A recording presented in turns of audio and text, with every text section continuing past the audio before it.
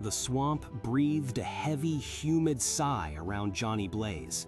It was late, even for him, the air thick with the scent of stagnant water and decaying leaves.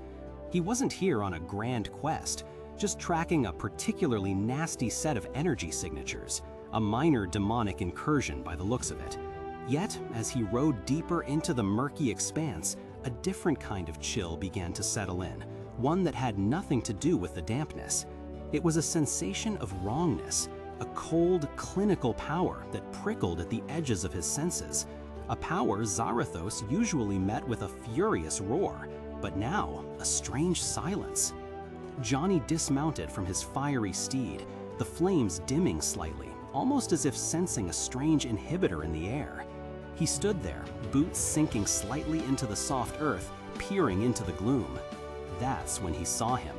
Not a demon of fire or shadow, but a man cloaked in an unsettling crimson, standing as still as a cypress tree in the mist.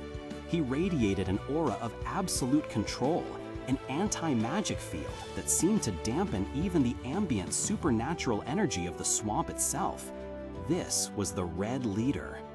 Johnny Blaze, the figure spoke, his voice calm, devoid of malice, yet carrying an undeniable authority that made Johnny's human skin crawl.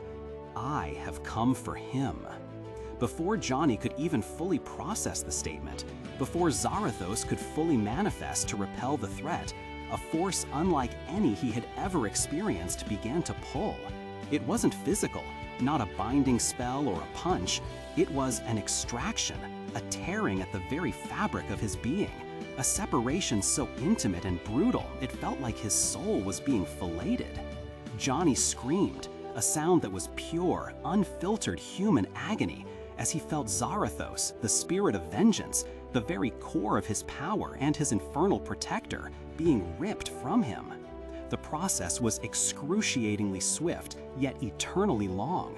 Johnny collapsed to his knees, gasping for air, clutching at his chest as if he could hold on to the void that now resided there.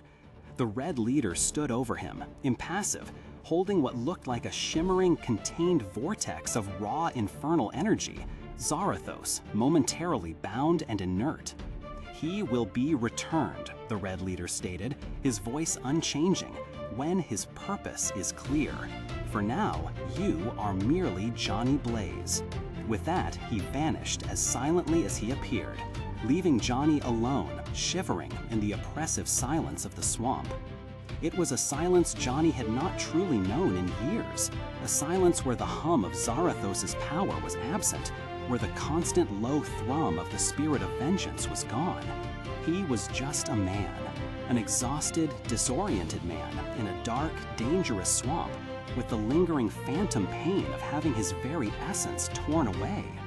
The air that had felt so thick moments ago now felt impossibly thin, the dampness chilling him to the bone, not just physically, but spiritually.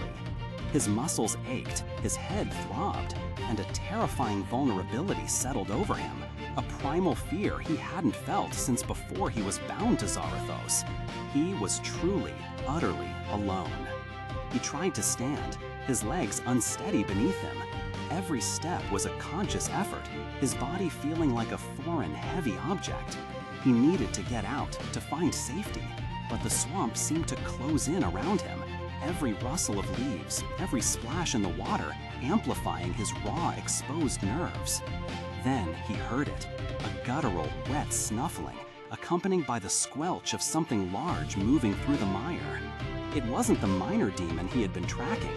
This was something else, something native to the swamp, something primal and territorial. A swamp demon, a creature of mud and teeth, probably drawn by the strange spiritual disturbance, or perhaps simply sensing a weak, easy meal. Johnny backed away slowly, his heart hammering against his ribs. He instinctively reached for a chain that wasn't there, for flames that wouldn't ignite. He was just Johnny Blaze, a stuntman, a man who once rode motorcycles for a living. He had no hellfire, no chain, no invulnerability. All he had was his raw human instinct to survive. The creature burst from the reeds, a hulking mass of mottled green and brown, with eyes like phosphorescent coals and snapping jaws filled with jagged teeth.